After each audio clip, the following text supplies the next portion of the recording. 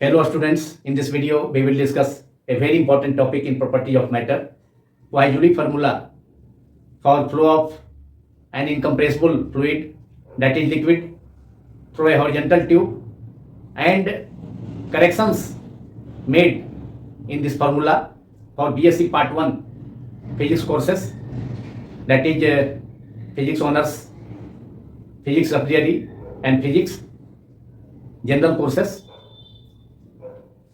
In lecture number 11।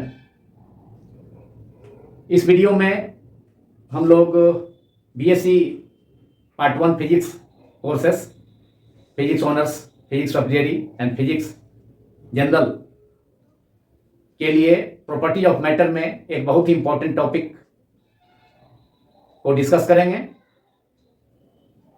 Derivation of Poiseuille formula and corrections made in it. Poiseuille formula को हम लोग derive करेंगे एवं पॉइजली फार्मूला में किए गए करेक्शंस, संशोधनों को भी जानेंगे। First of all we have to derive Poiseuille formula, but before the derivation of Poiseuille formula, Poiseuille made some assumptions or postulates to derive this formula.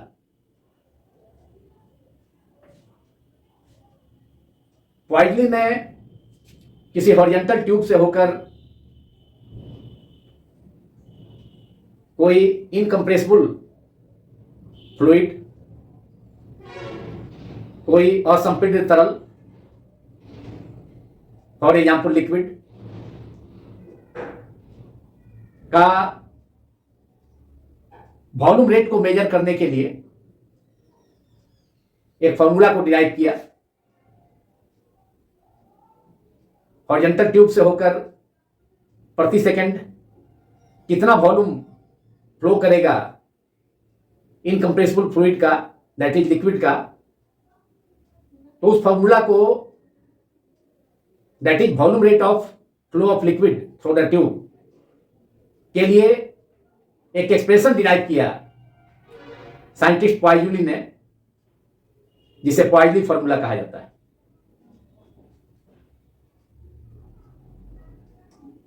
इस फॉर्मूला को डिराइव करने के लिए पॉइजली ने कुछ एजम्पशंस और पोस्टुलेट्स दिए। Poiseuille made the following assumptions or postulates to derive the Poiseuille formula. First assumption is the flow is a streamline or steady, that is there is no acceleration at any point of the liquid inside the tube, and also the flow of fluid, that is incompressible fluid means liquid, is parallel to the axis of the tube. पॉइजली के द्वारा पॉइजली द्वारा दिए गए assumptions में से first assumption है कि liquid का फ्लो किसी ट्यूब से होकर, हॉरिजॉन्टल ट्यूब से होकर पैरेलल होना चाहिए, एक्सिस के, ट्यूब के एक्सिस के पैरेलल होना चाहिए। दैट इज लिक्विड के डिफरेंट लेयर्स का फ्लो हॉरिजॉन्टल ट्यूब के एक्सिस के पैरेलल होना चाहिए, एंड फ्लो लिक्विड का स्ट्रीमलाइन होना चाहिए, स्ट्रीमलाइन फ्लो स्टेडी होना चाहिए। That is there is no acceleration at any point of the liquid inside the tube. तो लिक्विड का फ्लो किसी हॉरिजॉन्टल ट्यूब से उस ट्यूब के एक्सिस के पैरेलल होना चाहिए, एंड ऑल्सो फ्लो स्ट्रीमलाइन होना चाहिए, स्टेडी होना चाहिए, एंड स्टेडी भी होना चाहिए। स्ट्रीमलाइन फ्लो में फ्लूइड के पार्टिकल्स का speed and direction of motion time के साथ चेंज नहीं करता है. This is streamline flow. और steady means there is no acceleration at any point of the fluid inside the tube. और स्टेडी मीन्स फ्लूइड का स्पीड कांस्टेंट होना चाहिए, जिससे कि उस लिक्विड के किसी भी पॉइंट पर, उस ट्यूब के अंदर लिक्विड के किसी भी पॉइंट पर एक्सेलरेशन जीरो होना चाहिए. That is called a steady flow. So this is the first this is the first assumption which was made by Poiseuille to derive Poiseuille formula. Second assumption is the pressure difference is constant between two ends of the tube. Horizontal tube से होकर constant दोनों ends के बीच में, horizontal tube से होकर liquid का flow और इनकम्प्रेसिबल फ्लूइड का फ्लो, इसके दोनों इंड्स के बीच में प्रेशर डिफरेंस भी अप्लाई करके ही हो सकता है, और यह प्रेशर डिफरेंस कांस्टेंट होना चाहिए. तो सेकेंड एजम्पशन पॉइजली का है कि the pressure difference is constant between two ends of the tube for the flow of liquid through it, that is through the tube. And third assumption is the liquid in contact with the walls of the tube is zero. Horizontal tube के walls के contact में जो liquid का layer होगा उसका speed zero होगा, और जैसे जैसे एक्सिस की ओर हम जाएंगे वैसे वैसे लिक्विड का स्पीड बढ़ता जाएगा. एंड हॉरिजॉन्टल ट्यूब के एक्सिस से होकर फ्लो करने वाले लिक्विड का लेयर का स्पीड मैक्सिमम होगा, जिसे हमने फिगर 1 में इंडिकेट किया है. इस हॉरिजॉन्टल ट्यूब जिसका रेडियस r है, इस हॉरिजॉन्टल ट्यूब से रो डेंसिटी का लिक्विड फ्लो करता है. स्ट्रीमलाइन फ्लो है, स्टेडी फ्लो है. एंड फ्लो, लिक्विड का फ्लो, लिक्विड के लेयर्स का फ्लो इस ट्यूब के, इस हॉरिजॉन्टल ट्यूब के एक्सिस के पैरेलल हो रहा है. तो पॉइंटली द्वारा दिए गए थर्ड एजम्पशन में यह जानकारी दी गई है कि हॉरिजॉन्टल ट्यूब के वॉल्स के कांटेक्ट में जो लिक्विड के लेयर्स होंगे उनका स्पीड जीरो होगा. This is the third assumption, that is the liquid in contact with the walls of the tube is zero. But जैसे जैसे हम लोग हॉरिजॉन्टल ट्यूब के upper wall and lower wall, upper wall के नीचे axis की ओर and lower wall से ऊपर एक्सिस की ओर जैसे जैसे बढ़ते हैं, जाते हैं, वैसे वैसे लिक्विड के लेयर्स का स्पीड बढ़ता जाता है. एंड इस हॉरिजॉन्टल ट्यूब के एक्सिस, जो कि इस हॉरिजॉन्टल ट्यूब के बोथ एंड्स के सेंटर्स को ज्वाइन करने वाला लाइन के लॉन्ग इस ट्यूब का एक्सिस होगा. तो इस ट्यूब के एक्सिस से होकर एक्सिस के लॉन्ग ट्रेवल करने वाले लिक्विड लेयर का स्पीड मैक्सिमम होगा, जिसे हमने वी मैक्स सिंबल से इंडिकेट भी किया है इस डायग्राम में, फिगर 1 में. लेकिन इस हॉरिजॉन्टल ट्यूब के upper wall and lower wall, that is both walls के कांटेक्ट में जो लिक्विड के लेयर्स होंगे उनका स्पीड जीरो होता है. यह बात पॉइजली साहब द्वारा उनके पोस्टुलेट में, थर्ड पोस्टुलेट में इस बात की जानकारी दी गई. So these are the postulates or assumptions made by the scientist Poiseuille to derive a formula for volume rate of flow of an incompressible fluid, that is liquid, through a tube. Now write down. I am repeating again from the start. Quietly derived an expression for the volume rate of an incompressible fluid, that is liquid, through a horizontal uniform tube under a constant pressure difference. Say that pressure difference is capital P. Between its both ends, that is both ends of the tube. Quietly made the following assumptions or postulates to derive the Quadley formula. First assumption is the flow of liquid through the tube is a streamlined, a steady, means acceleration. There is no acceleration of the liquid inside the tube, and also the flow of liquid is parallel to the axis of the tube. Second postulate is the pressure difference is constant between two ends of the tube. Say that pressure difference between two ends of the horizontal tube is capital P. And third postulate or third assumption made by Pauli is the liquid in contact with the walls of the tube is zero, जिसको हम लोगों ने अभी discuss किया. Now to derive Pauli formula, suppose a tube, that is horizontal tube, suppose horizontal tube is named as BC.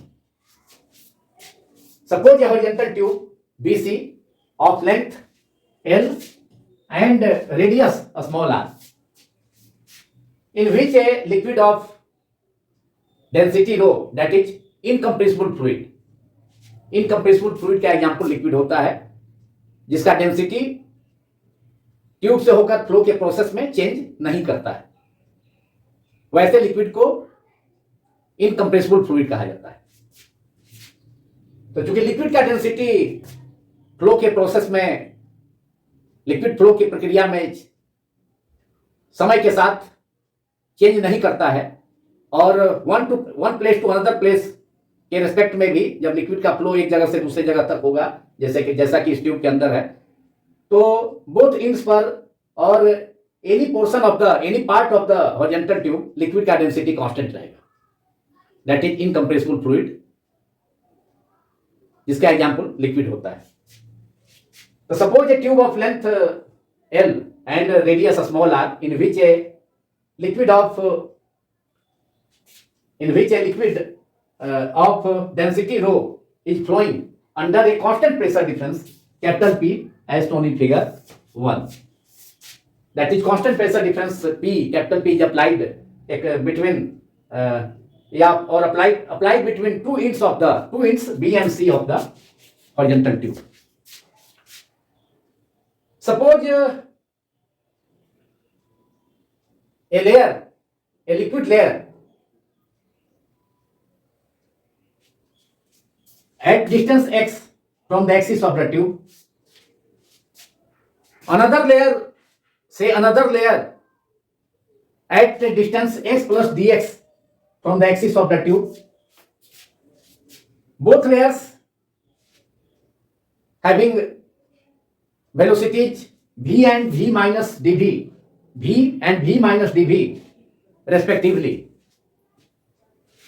and these two adjacent layers form a cylindrical cell or cylindrical liquid. Suppose किया जाए कि horizontal tube का axis से x distance पर कोई liquid का जिस liquid का फ्लो इस ट्यूब से हो रहा है उसका एक लेयर है जो कि एक्सिस से, हॉरिजॉन्टल ट्यूब के एक्सिस से x डिस्टेंस पर है, जबकि एक अनदर लेयर, एडजेसेंट लेयर, इस लेयर से सटा हुआ दूसरा लेयर है इसके नजदीक, जो कि हॉरिजॉन्टल ट्यूब का एक्सिस से x प्लस dx डिस्टेंस पर है. ट्यूब का एक्सिस से x डिस्टेंस पर लिक्विड लेयर का वेलोसिटी v है, जबकि एक्सिस से x प्लस dx डिस्टेंस पर जो दूसरा एडजेसेंट लेयर है, नजदीक का आसन्न द्रव की परत है, तो उसका वेलोसिटी v माइनस dv है. क्योंकि जैसे जैसे हम लोग वाइजली का थर्ड एजम्पशन से हम लोगों ने देखा है कि हॉरिजॉन्टल ट्यूब के वॉल्स के दीवारों के नजदीक जो लिक्विड लेयर होगा उसके कांटेक्ट में, हॉरिजॉन्टल ट्यूब के वॉल्स के upper wall and lower walls के कांटेक्ट में उसके नजदीक से गुजरने वाले लिक्विड लेयर का स्पीड नियरली 0 होगा। सॉरी। एंड जैसे जैसे हम एक्सिस की ओर जाएंगे, when we go towards the axis of the tube, velocities of liquid layers will increase. तो लिक्विड लेयर, तो ट्यूब का एक्सिस से एक्स डिस्टेंस पर जो लिक्विड लेयर है, अनदर एडजेसेंट लेयर, उसे सटा हुआ दूसरा लेयर उसके ठीक ऊपर x plus d x distance पर, तो वॉल के ज्यादा क्लोज होगा एक्स डिस्टेंस पर के लिक्विड के लेयर से। तो वॉल की ओर जाने पर चूंकि लिक्विड का स्पीड घटता है, इसलिए इस लिक्विड लेयर का जो कि हॉरिजॉन्टल ट्यूब से x plus d x distance पर है, उसका वेलोसिटी v माइनस dv होगा यदि हॉरिजॉन्टल ट्यूब से x डिस्टेंस पर जो लिक्विड है उसका स्पीड को v सपोज किया जाए। Therefore there will be a velocity gradient between two adjacent layers. इसलिए दोनों एडजेसेंट लेयर्स के बीच में एक वेलोसिटी ग्रेडियंट होगा माइनस dv बाई dx का। So write down, let two adjacent layers of liquid at distances x and x plus dx from the axis of the tube, moving with velocities v and v minus dv respectively, as shown in figure 1. These two adjacent layers form a cylindrical frame. ये दोनों adjacent layers एक दूसरे के नजदीक वाले जो layer हैं, एक दूसरे के निकटतम समीपस्थ जो लिक्विड के टू लेयर्स हैं, एक दूसरे से सटे हुए एडजेसेंट लेयर्स, लिक्विड लेयर्स, वे दोनों लेयर्स, बोथ लेयर्स एक सिलिंड्रिकल सेल और सिलिंड्रिकल लिक्विड का फॉर्मेशन करते हैं, सिलिंड्रिकल सेल का फॉर्मेशन करते हैं। उस सेल का radius x and x plus dx है, इनर एंड आउटर रेडियाई उस स्फेरिकल सेल का, उस सिलिंड्रिकल सेल का x and x plus dx है। सेक्शन इस सिलिंड्रिकल सेल का सेक्शन सर्कुलर होगा, इसलिए area of cross section at in B, area of cross section of the layer at distance x from the axis of the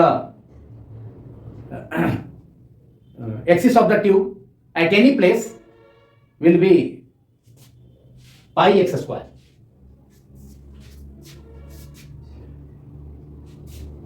Now there will be a horizontal backward drag between two adjacent layers, which is called viscous force, which is denoted by the symbol capital F. Both adjacent layers के बीच में एक horizontal backward drag और एक horizontal internal friction force both layers के बीच में, both liquid layers, जिसका हॉरिजॉन्टल ट्यूब के एक्सिस से distance x and x plus dx है, तो उनके बीच viscous force F, capital F act करेगा, जो कि इनके बीच रिलेटिव मोशंस का, दोनों एडजेसेंट लेयर्स के बीच में रिलेटिव मोशन का अपोज करेगा।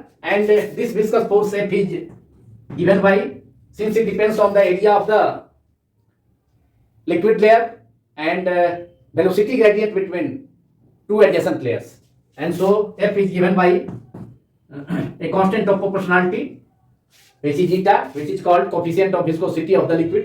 Eta A is the area of the liquid layer at distance x from the axis of the tube, and velocity gradient between two layers is minus dv by dx. Minus dv by dx. This is the velocity gradient this is the viscous force and now we can write it as minus sign को आगे लगा दिया जाए. So F equals to minus eta A dV upon dx. Suppose it is equation number 1. This is the viscous force acting between two adjacent layers of the liquid, that is cylindrical cells. That is the cylindrical cell. The entire liquid which is flowing through the horizontal tube can be supposed to be made of various cylindrical cells between from the axis, that is x is equal to 0 and x is equal to r, x is equal to a small r, which is the radius of the tube. तो जिस liquid का flow horizontal tube से हो रहा है तो उसे बहुत से सिलिंड्रिकल सेल्स से कंस्टिट्यूटेड कंपोज्ड बना हुआ निर्मित माना जा सकता है, जिसका डिस्टेंस एक्सिस से लेकर के ट्यूब के वॉल के कांटेक्ट में जो लिक्विड लेयर होगा उसका डिस्टेंस के इक्वल होगा. दैट इज x बराबर 0 टू x बराबर r. And eta is a constant of proportionality which is called coefficient of viscosity of the liquid. With the help of Poiseuille formula, we can also find or we can also determine coefficient of viscosity of the liquid which is passing through it. Poiseuille formula के help से हम लोग liquid का coefficient of viscosity ईटा को determine उसका निर्धारण कर सकते हैं, लेकिन उसके लिए पहले पॉइज फार्मूला को और पॉइजली के फार्मूला को डिराइव करना होगा.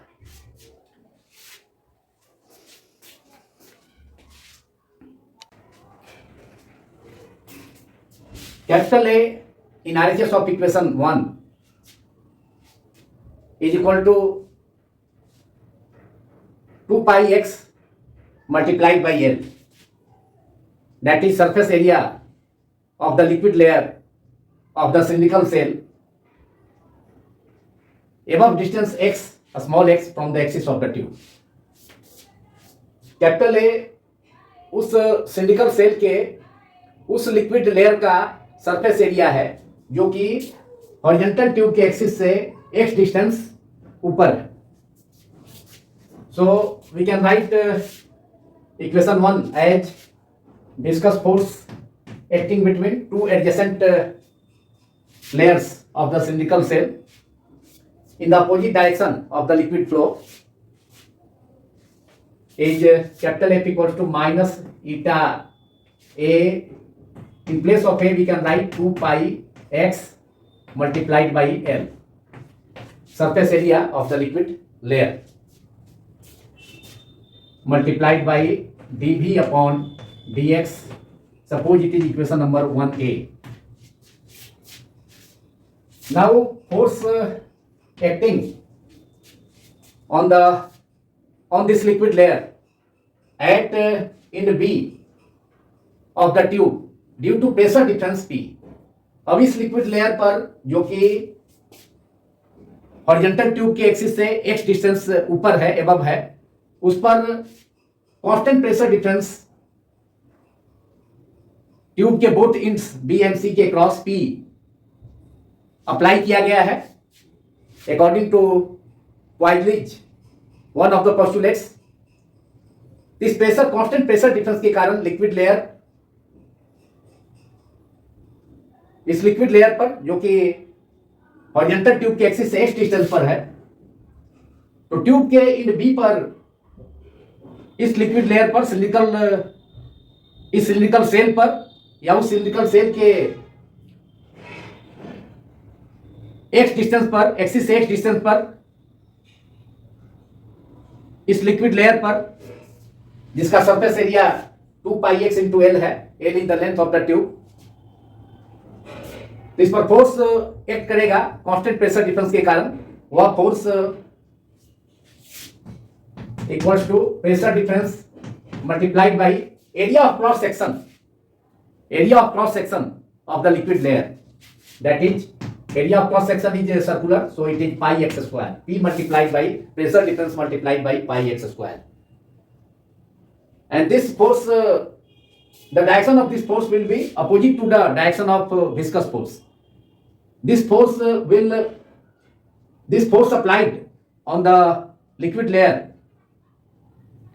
at end B of the tube forces it inside the cylinder.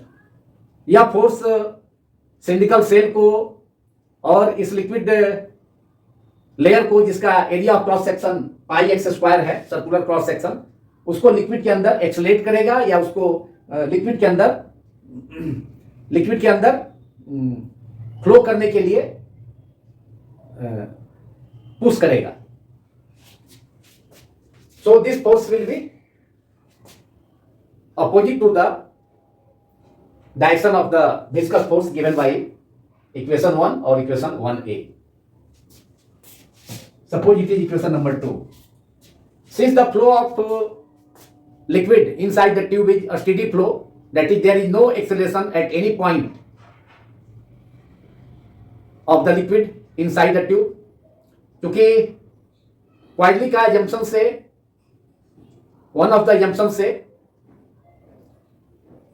हम लोग जानते हैं, वी नो दैट लिक्विड का फ्लो ट्यूब के अंदर स्टेडी फ्लो होना चाहिए, स्टेडी एंड स्ट्रीमलाइन फ्लो होना चाहिए.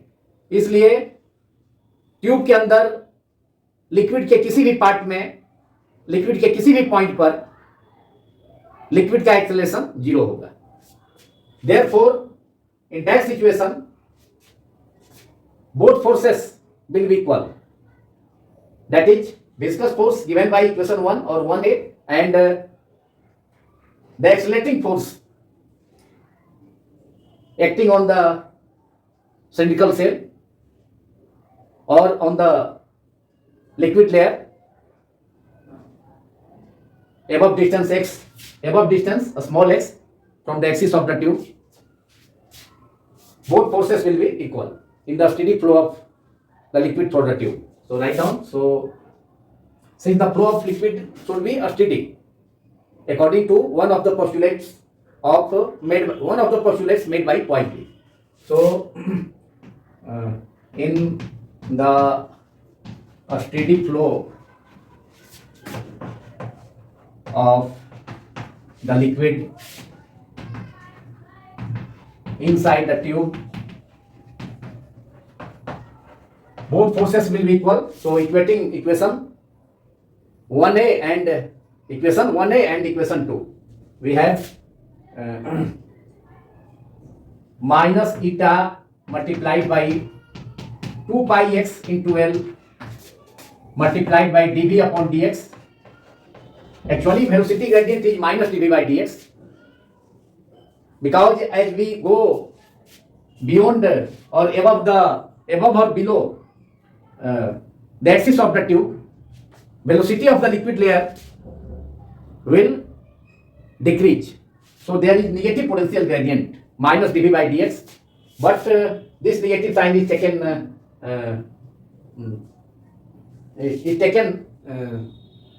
in the start. So it is f equals to minus eta 2 pi x into L multiplied by dv by dx.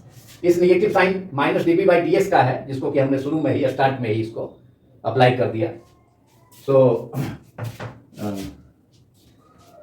RHS of equations 1a and 2 will be equal. So it is minus eta multiplied by 2 pi x into L multiplied by dv by dx equals to p multiplied by pi x square. Pi and point pi in both sides will cancel out. Pi दोनों sides में है, cancel हो जाएगा. LHS में x से RHS का x square का एक पावर कैंसिल होगा, एक पावर बचेगा उसका. Therefore we have dv equals to, dv is the difference in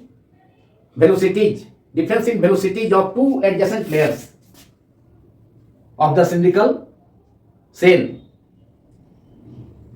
we have supposed inside the tube at distances x and x plus dx from the axis of the tube. So we have dv equals to p upon 2 eta L P upon 2 eta L multiplied by x into dx and minus sign with minus sign. So dv is equal to minus P upon 2 eta L multiplied by x into dx. And suppose it is equation number 3. Now integrating both sides of equation 3, we get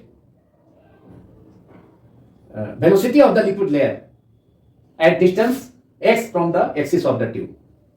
यदि equation 3 के both sides को integrate कर दिया जाए तो हम लोग obtain कर सकते हैं उस लिक्विड का सिलिकॉन सेल के उस लिक्विड लेयर का वेलोसिटी जो कि ट्यूब का एक्सिस से x डिस्टेंस एबव है. So integrating both sides of equation 3 on integration, that is on integration, we have integral dv equals to integration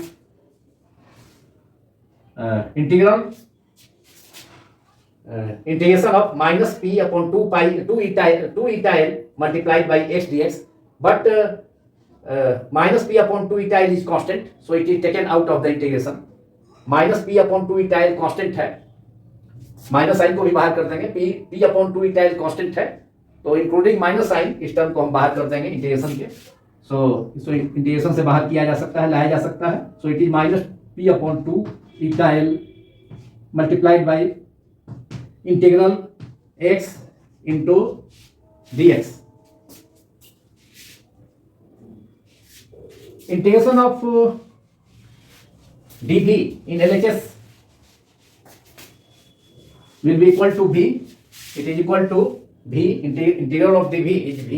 So it is v equals to minus p upon 2 eta L multiplied by integral of x dx is x square upon 2. x का power 1 है, so that is using the integration formula. X 1 plus 1 divided by 1 plus 1, that is x square upon 2 plus a constant of integration k. Now it is minus p upon in the denominator 2 into 2 is 4.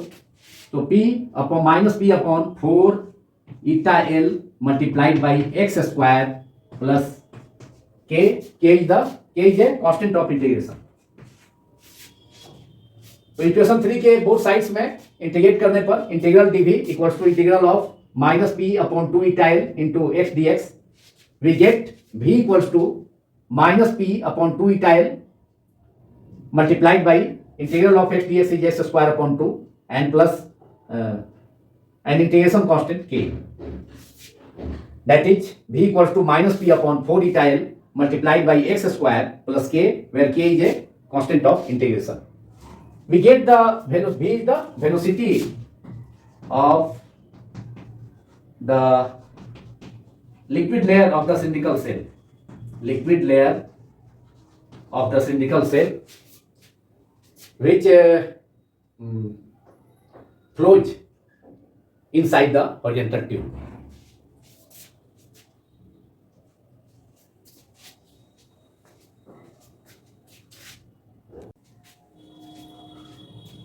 Now using the boundary condition at a small x is equal to a small r, that is radius of the horizontal tube,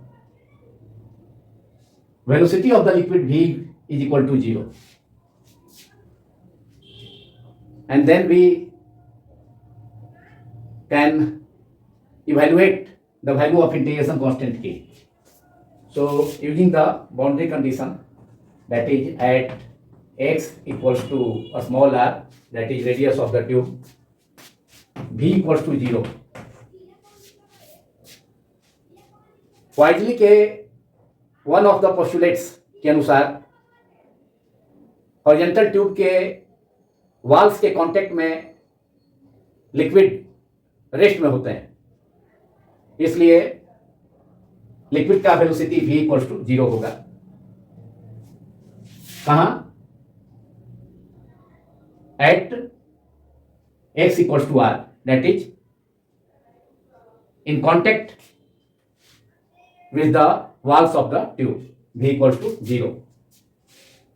Then equation 4 reduces to, in LHS we can put V equals to 0, and in the first term of RHS, x equals to, we have to put x equals to r. Then we get the value of integration constant k.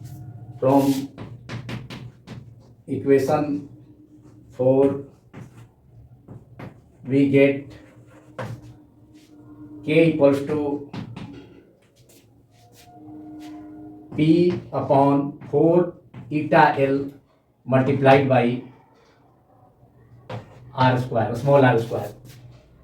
x के जगह हम लोगों ने r substitute किया. Equation 4 that is equation 4 के RHS के first term में and LHS में, क्योंकि at x equal to r that is at the walls of the tube, velocity of liquid 0 होता है. तो v equal to 0, putting v equal to 0 and x is equal to a small r in equation 4, we get we obtain the value of integration constant k equals to p upon 4 eta l multiplied by a small r square. Negative term को LHS में ला करके. This is equation number 5. Now putting the value of integration constant k equals to p upon 4 eta l multiplied by r square, a small r square, in RHS of equation 4. Equation 5 में, equation 5 से k का value equation 4 के RHS में substitute करने पर we have using equation 5, that is substituting or putting the value of k equals to p upon 4 eta l into r square in RHS of equation 4. So using equation 5 in equation 4, we get v equals to velocity of the liquid layer at distance x from the axis of the tube. V equals to minus p upon 4 eta l multiplied by x square plus value of k, integration constant. Value of integration constant k is k is equal to p upon 4 eta l multiplied by r square. 4p upon 4 eta l multiplied by r square. p by 4 eta l both terms में present है, तो p by 4 eta l को common कर लेंगे. Taking p upon 4 eta l as common, so it is v equals to, therefore velocity of the liquid layer at distance x from the axis of the tube is v equals to p upon 4 eta l under bracket r square minus x square. Now suppose it is equation number 6. Now volume rate of the liquid in the cylindrical cell of radii x and x plus dx can be written as dv equals to v multiplied by velocity v multiplied by cross sectional area of the cylindrical cell. So dv, पहले हम लोग dv obtain कर लेते हैं. dv is the volume rate of liquid, volume rate of flow of liquid through the cylindrical cell. हमने पूरे tube से होकर जिस incompressible fluid that is liquid का फ्लो हो रहा है, तो उस लिक्विड को हमने बहुत से सिलिकल सेल में, उस लिक्विड को हम बहुत से सिलिकल सेल्स में से कंस्टिट्यूटेड सपोज कर सकते हैं. बहुत से सिलिकल सेल से बना हुआ उस लिक्विड को सपोज कर सकते हैं. उसमें से एक सिलिकल सेल को हम लोगों ने सपोज किया था जिसके 2 एडजेसेंट लेयर्स ट्यूब के एक्सिस से x and x plus ds distance पर सिचुएटेड है. तो इस सिलिकल सेल से होकर 1 सेकेंड में पर सेकेंड लिक्विड का जो वॉल्यूम फ्लो करेगा, उस वॉल्यूम को हम सपोज करते हैं dv. So write down rate of volume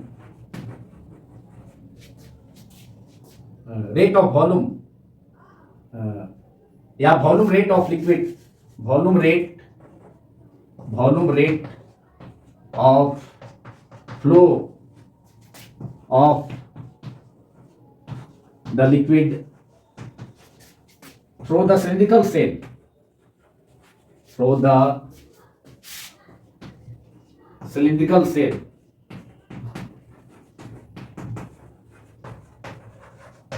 cylindrical cell से 1 सेकेंड में प्रवाहित होने वाले द्रव का आयतन, सिलिंड्रिकल सेल से पर सेकेंड 1 सेकेंड में फ्लो करने वाले लिक्विड का volume is dV equals to velocity of the liquid layer at distance x from the tube multiplied by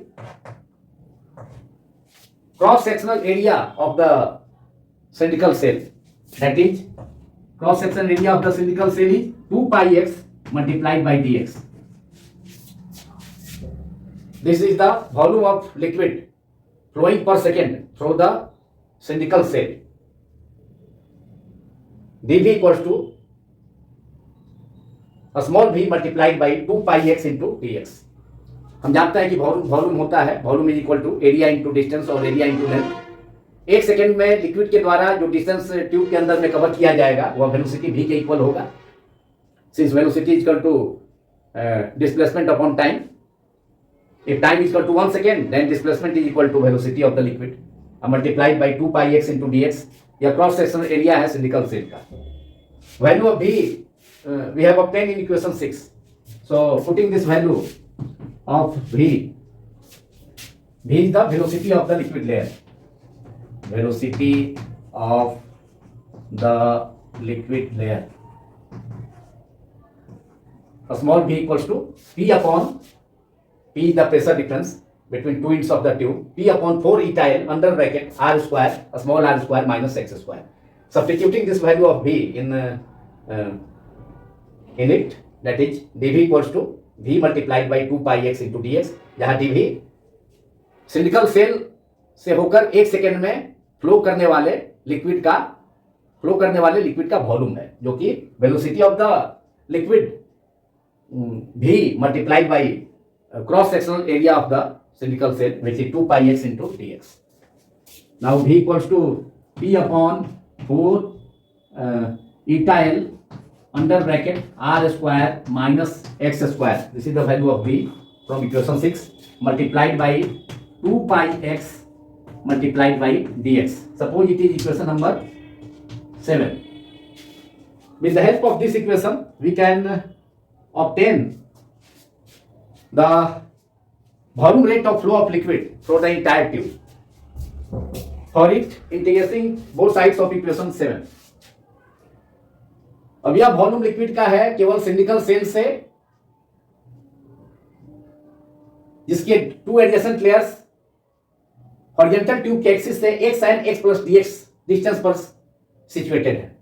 तो इससे होकर के 1 सेकेंड में 1 सेकेंड में पर सेकेंड लिक्विड का जो वॉल्यूम फ्लो करेगा वह volume dv equals to v multiplied by 2 pi x into dx, and after putting the value of v from equation 6, we have obtained dv equals to p upon 4 eta L under bracket r square minus x square bracket closed multiplied by 2 pi x into dx. Now we have to obtain the entire volume. We have to obtain, or we have to derive Poiseuille formula which gives the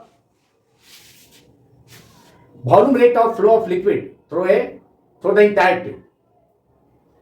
अब हम लोगों को पूरे entire tube से होकर के, अभी तक हम लोगों ने सिलिंड्रिकल सेल से 1 सेकेंड में फ्लो करने वाले लिक्विड का वॉल्यूम को मालूम किया, dv equals to p upon 4 eta L under bracket r square minus x square multiplied by 2 pi x into dx. अब पूरे ट्यूब से होकर, इंटायर ट्यूब से होकर के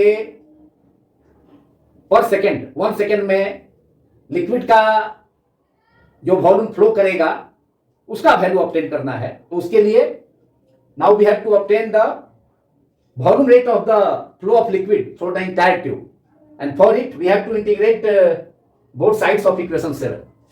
So integrating both sides of equation 7 between the limit x equals to 0 to x equals to a small r, that is equal to radius of the tube. क्योंकि cylindrical cell, जो cylindrical sales हैं, that is liquid को जिन cylindrical sales से हम लोगों ने constituted suppose किया है वह x इक्वल टू 0 से, that is axis of the tube से वॉल तक, मतलब ट्यूब के वॉल्स तक हो सकते हैं। सो इंटीग्रेशन का जो लिमिट आरएचएस में हम लोग सपोज करेंगे वह होगा 0 से लेकर 0 to r, x equal to 0 to r, that is entire tube के लिए हम लोग इंटायर ट्यूब के लिए हम लोग इंटीग्रेशन का limit x equal to 0 to x equal to r apply करेंगे, जिससे कि पूरे ट्यूब से होकर volume rate of liquid, that is 1 second में फ्लो करने वाले लिक्विड का, ट्यूब से होकर 1 सेकेंड में फ्लो करने वाले लिक्विड का वॉल्यूम ऑब्टेन किया जा सकता है। वैसा करने से, इंटीग्रेशन करने से x equal to 0 to x equal to r. So integrating both sides of equation 7 we get, in LHS we get v, integrating dv we get v equals to integral dv equals to v in LHS. dv का integration v हो जाएगा entire total volume. dv तो volume है उस liquid का जो कि cylindrical cell से होकर 1 सेकेंड में फ्लो कर रहा है। अब पूरे ट्यूब से, इंटायर ट्यूब से लिक्विड का वॉल्यूम का रेट, दैट इज पूरे ट्यूब से होकर 1 सेकेंड में लिक्विड का जो वॉल्यूम फ्लो करेगा वह वॉल्यूम कितना है, कैपिटल V है। एलएचएस को इंटीग्रेट करने पर dv, integral dv equal to v, and in RHS we have x equal to, limit is, lower limit is 0, upper limit is r, x equal to 0 to r, p upon 4 eta l under bracket r square minus x square multiplied by 2 pi x into dx, 2 pi x into dx.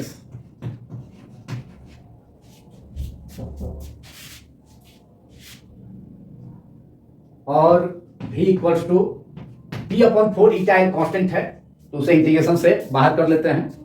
2 pi p upon 4 eta L को हम integration से बाहर कर लेते हैं, and 4 को denominator में, 4 को न्यूमरेटर में 2 से कैंसिल भी करा सकते हैं, तो नीचे में 2 हो जाएगा डिनोमिनेटर में।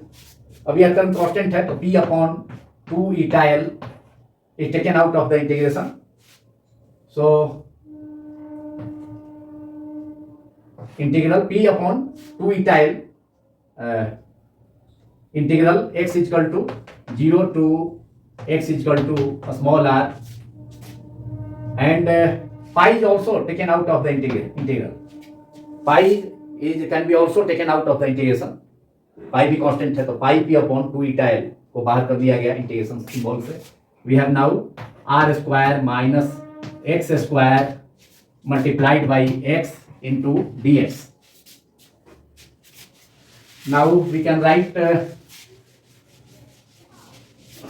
after removing the bracket, bracket को RHS में हटा देने के बाद we have और v equals to pi p upon 2 eta l integration over x is equal to 0, lower limit to upper limit x is equal to r, s is equal to x is equal to r, upper limit में r square into x, that is r square into x minus x square into x, that is x square into x is x cube, so it is r square x minus x square into x, that is x cube, bracket closed, multiplied by dx. So now we have total volume of the liquid passing through the tube per second is capital V equals to pi P upon 2 eta L multiplied by now integration x is equal to 0 to x is equal to r x square under bracket r square x minus x Q multiplied by d x.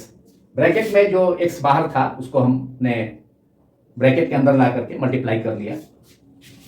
Now this integration is common to both terms, that is both bracketed terms r square x minus and x cube. So we can write pi p upon 2 eta l under bracket integral x equals to 0 to x equal to r square x into d x. अब bracket को हटा दिया जाए तो r square x into d x, तो r square भी constant है तो इंटीग्रेशन सिंबल के बाहर हो जाएगा। r square multiplied by integral x equal to 0 to x equal to r x d x minus, अब सेकेंड टर्म में एक्स क्यू है तो एक्स क्यू को डी एक्स से मल्टीप्लाई कर दिया जाए और इस टर्म पर भी इंटीग्रेशन अप्लाई किया जा सकता है क्योंकि इंटीग्रेशन कॉमन है बोथ टर्म्स के लिए। तो फर्स्ट टर्म पर हमने इंटीग्रेशन अप्लाई किया तो आर स्क्वायर को इंटीग्रेशन से बाहर कर दिया गया, तो integral x equal to 0 to x equal to r x d x minus now integral x equal to 0 to x equal to r second term के लिए x square multiplied by d x. Now volume rate of flow of liquid through the tube V is equals to pi P upon 2 eta L under bracket R square. Now integration of x dx over x is equal to 0 to x is equal to R is x square upon 2 and after taking the upper and lower limits, we can write it as r square upon r square minus 0 square, 2 बाहर होगा, so it is r square 1 by 2 under bracket r square minus 0 square, that is 1 by 2 into r square। तो ये first term का हो गया x dx, integration of x dx between limits x बराबर 0 to x equal to r, x dx का integration x square by 2 और जब upper limit set करेंगे तो x इक्वल टू r तो r square minus lower limit तो x की जगह फिर x की जगह फिर 0 सेट करेंगे तो फिर minus 0 square, that is x square minus 0 square 1 by 2 तो बाहर कर ही लिए हैं तो 1 by 2 r square minus 0 square that is r square minus, अब सेकेंड टर्म में है integration of x cube d q from x equal to 0 to x equal to r, limits lower limit x equal to 0 upper limit x equal to r, x cube d x का integration हो जाएगा x4 upon 4, 1 by 4 को bracket के बाहर कर देंगे। अब x की जगह एक बार r अपर लिमिट अप्लाई करेंगे x इक्वल टू आर तो r टू द पावर 4 होगा माइनस x की जगह लोअर लिमिट 0 सेट करेंगे तो 0 का पावर 4 होगा, x का पावर 4 माइनस 0 का power 4 that is x to the power 4, अब 1 बाई 4 तो है ही तो that is r to the power 4 upon 4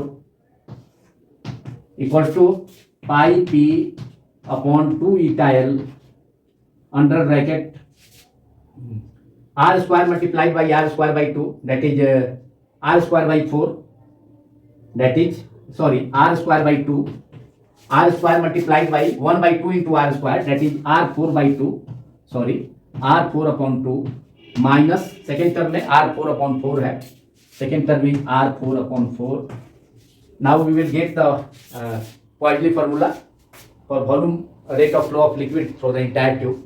Therefore V equals to pi p upon 2 eta l under bracket r bracket के अंदर r4 by 2 minus r4 by 4 है, inside the bracket first term is r4 by 2 minus and second term is r4 by 4, so inside the bracket we have r4 by 2 minus r4 by 4, 2 and 4 का LCM 4 हो जाएगा, so we will get 2r4 minus R4 upon 4.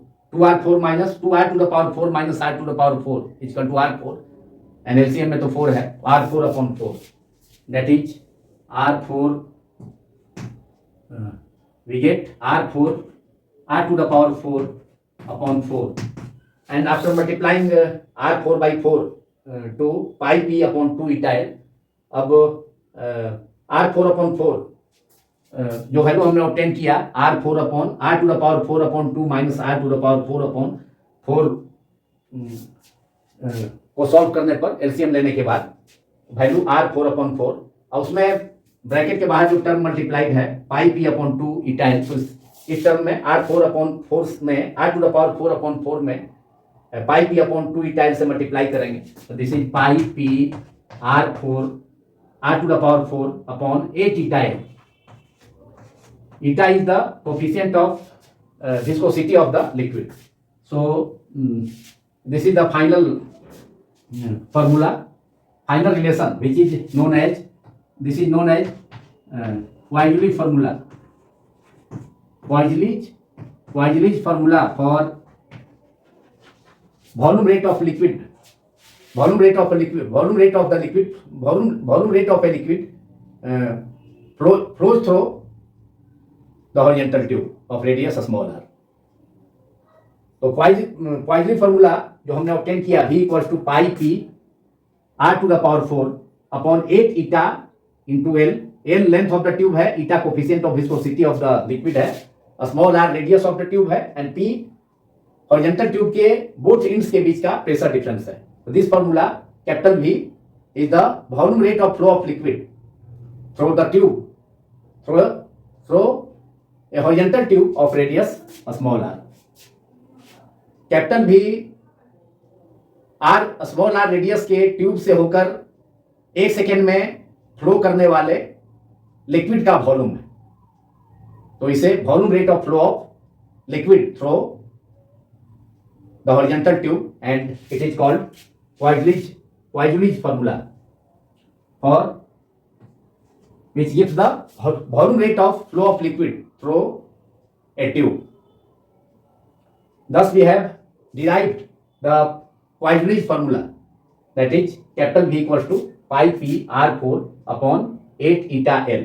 Eta is the coefficient of viscosity of the liquid, L is the length of the tube, P is the pressure difference between two ends of the tube, and the small r is the radius of the tube. So it is Poiseuille formula. From this formula, we can determine the coefficient of viscosity of the liquid. That is, from the Poiseuille formula, we can obtain eta. That is, eta equals to pi p R4 upon 8 V into L. V is the volume rate of flow of liquid through the tube. That is, volume of the liquid flowing per second through the tube. Capital V 1 second में tube से flow करने वाले liquid का volume है. So coefficient of viscosity, from this relation we can obtain coefficient of viscosity of the liquid. Coefficient of viscosity of the liquid which flows through the tube, horizontal tube. Eta is given by pi p R4 upon 8 V, capital V into L. V को replace कर दिया गया eta से. eta को numerator में ला करके LHS में numerator में लाया गया, एंड V वॉल्यूम रेट को RHS के डिनोमिनेटर में ले जाया गया. तो coefficient of viscosity of liquid भी इस रिलेशन से ऑब्टेन कर सकते हैं. eta equal to pi p R4 अपॉन 8 VL. Now corrections made in the Poiseuille formula. Poiseuille के फॉर्मूला में, Poiseuille का फॉर्मूला में दो करेक्शंस करने की जरूरत पड़ी. First correction in the term pressure difference P, and second correction in the length of the tube. So write down corrections in the Weissley's formula. First correction is correction in pressure difference. Correction in the term pressure difference. Correction in the term capital P, that is pressure difference.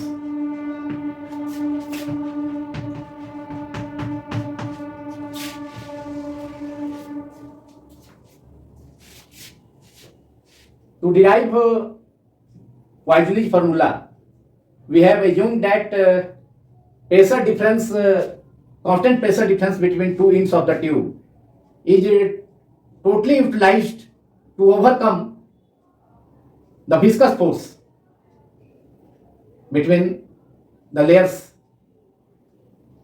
of the liquid which flows through the tube. Weissley formula को derive करने में हम लोगों ने यह suppose किया था, wisely साहब ने सपोज किया था कि constant pressure difference viscous totally use होता है, यूटिलाइज होता है विस्कस फोर्स, लिक्विड लेयर्स के बीच में जो विस्कस फोर्स है उसको ओवरकम, विस्कस फोर्सेस है उसको ओवरकम करने में। लेकिन प्रेशर डिफरेंस का कुछ पार्ट यूटिलाइज होता है लिक्विड को ट्यूब के अंदर एक्सलेट करने के लिए। Some part of pressure difference, constant pressure applied pressure difference is used to impart kinetic energy to the fluid so that the fluid can flow inside the tube. तो वह जो एनर्जी है, काइनेटिक एनर्जी, लिक्विड को एक्सलेट करने के लिए और tube के अंदर फ्लो कराने के लिए, इंटर कराने के लिए और एक्सलेट कराने के लिए, तो वह प्रेशर डिफरेंस का ही कुछ पार्ट यूज होता है। इसलिए जो pressure, constant pressure difference P का वैल्यू है कैपिटल पी, वह वैल्यू थोड़ा सा रिड्यूस हो जाएगा, घट जाएगा। देयरफॉर जो करेक्शन किया गया प्रेशर डिफरेंस के टर्म में, वह correction p dash equals to v square rho upon pi square into R4। So now correction in pressure is correction in pressure difference. The term pressure difference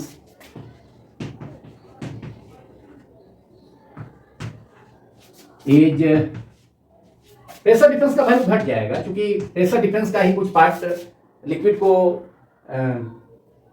tube के अंदर inter कराने के लिए, tube के अंदर motion कराने के लिए, काइनेटिक एनर्जी प्रोवाइड करने में यूटिलाइज हो जाएगा। So correction in pressure difference is P minus, इसलिए प्रेशर डिफरेंस का value, the value of pressure difference is reduced. So in place of P we can write P minus V square rho, V square, V is the volume rate of the liquid flowing through the, volume rate of the liquid through the tube. V volume rate है liquid का per second, tube से होकर flow करने वाले liquid के volume का, liquid का volume है जो ट्यूब से फ्लो करता है, capital V, volume rate of the fluid. तो correction in pressure difference, pressure difference in Weissley formula is P minus V square rho upon pi square into R4। Small r is the radius of the tube in place of capital P pressure difference. क्योंकि pressure difference P का value reduce हो जाएगा थोड़ा, क्योंकि pressure difference का कुछ part utilise होता है इनलेट पर, ट्यूब के इनलेट पर, जहां इनलेट ट्यूब हम लोगों ने BC सपोज किया है, तो इनलेट B पर जहां लिक्विड इंटर करता है ट्यूब के अंदर, तो उस लिक्विड को काइनेटिक एनर्जी प्रोवाइड कराने के लिए, एक्सलेट कराने में भी प्रेशर डिफरेंस का कुछ पार्ट यूज होता है। केवल विस्कस फोर्स को ही, लिक्विड लेयर्स के बीच में विस्कस फोर्सेस को ओवरकम करने के लिए ही P का प्रेशर डिफरेंस का यूज नहीं होता है। So first correction in the term pressure difference is P minus V square rho upon pi square R4। rho is the density of the liquid in place of P in the Pauli formula. And second correction in length. Correction in the length, in the term length L of the tube. Since according to one of the postulates or assumptions of Pauli, flow of fluid inside the tube is throughout steady. Pauli का one of the assumptions के अनुसार liquid का flow tube के अंदर through out पूरे tube में starting से ही, मतलब इनलेट से ही, जहां से जिस इंड पर लिक्विड इंटर करता है ट्यूब के अंदर, वहां से ही स्टेडी फ्लो होता है, दैट इज एक्सेलरेशन जीरो होता है. But it is not true, because at the inlet of the tube, जहां लिक्विड इंटर करता है जिस इंड से, इंड बी पर, हॉरिजॉन्टल ट्यूब के, हमने ट्यूब का नाम बीसी सपोज किया है, तो उसमें कुछ डिस्टेंस तक लिक्विड एक्सेलरेटेड होता है प्रेशर डिफरेंस के कारण, क्योंकि लिक्विड को काइनेटिक एनर्जी प्रोवाइड की जाती है प्रेशर डिफरेंस का ही कुछ पार्ट से. तो इसलिए इनलेट पर कुछ डिस्टेंस, इनलेट पर ट्यूब के अंदर इंटर करने वाला लिक्विड एक्सेलरेटेड होता है, एंड थोड़ा डिस्टेंस अंदर, ट्यूब के अंदर थोड़ा डिस्टेंस कवर करने के बाद वह उस लिक्विड का स्टेडी फ्लो होता है, दैट इज एक्सेलरेशन जीरो होता है. इसलिए ट्यूब का जितना लेंथ चाहिए L, उससे अधिक लेंथ, मतलब लॉन्ग ट्यूब की जरूरत होगी. So correction in length is L plus 1.6 times a small r radius of the tube in place of a small l. So correction in length is correction in term L, that is length of the tube, in the Pauli formula,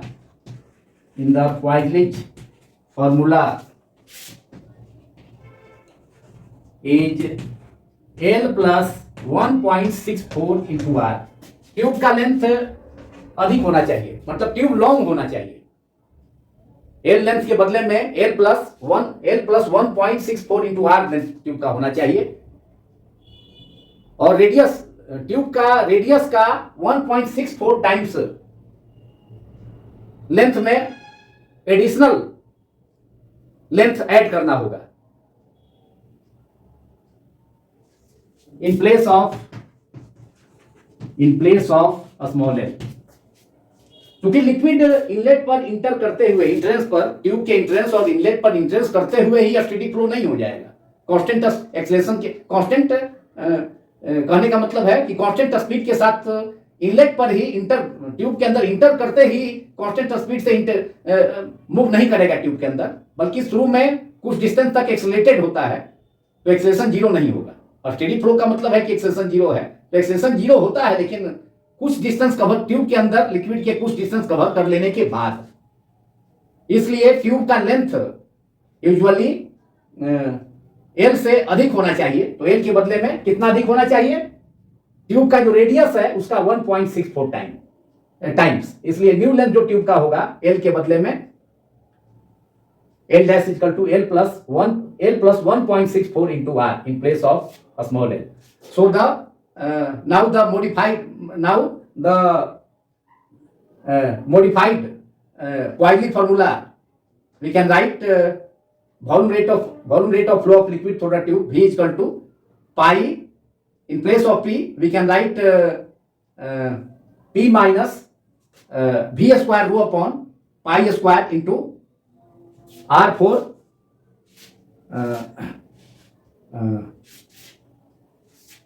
into a small r to the power 4, radius का power 4, upon in the denominator a theta multiplied by under bracket L plus 1.64 into small r, जो कि length में correction है। तो poise formula के पॉइजनी का formula के both terms में प्रेशर डिफरेंस में एंड लेंथ में करेक्शन कर जो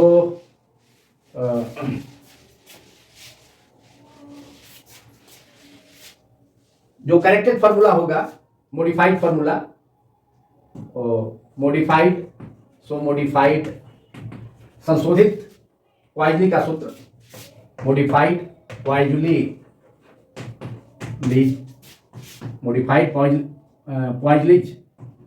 Poiseuille's formula is given by volume rate of flow of liquid through the tube V, tube से होकर पर सेकेंड 1 सेकेंड में लिक्विड का वॉल्यूम जितना फ्लो करेगा वह वॉल्यूम रेट ऑफ लिक्विड भी है, equal to pi multiplied by P minus V square, V capital V volume rate ही है, rho density of the liquid है, तो P minus V square rho upon pi square R4 multiplied by R to the power 4 upon 8 eta multiplied by under bracket length of the tube should be more, that is long tube की जरूरत होगी। So L plus in place of L we can write correction in length is L plus 1.64 into R। Tube का length उसके radius का 1.64 times से अधिक होना चाहिए। And this is the modified Poiseuille's formula. V equals to pi multiplied by under bracket P minus V square rho upon pi square into R4 bracket closed multiplied by R to the power 4 upon 8 eta multiplied by under bracket L plus L small L is the length of the tube plus 1.64 multiplied by a small r. A small r is the radius of the tube. Now this video is completed. Thanks all of you for watching my YouTube channel Physics Quantum Classes.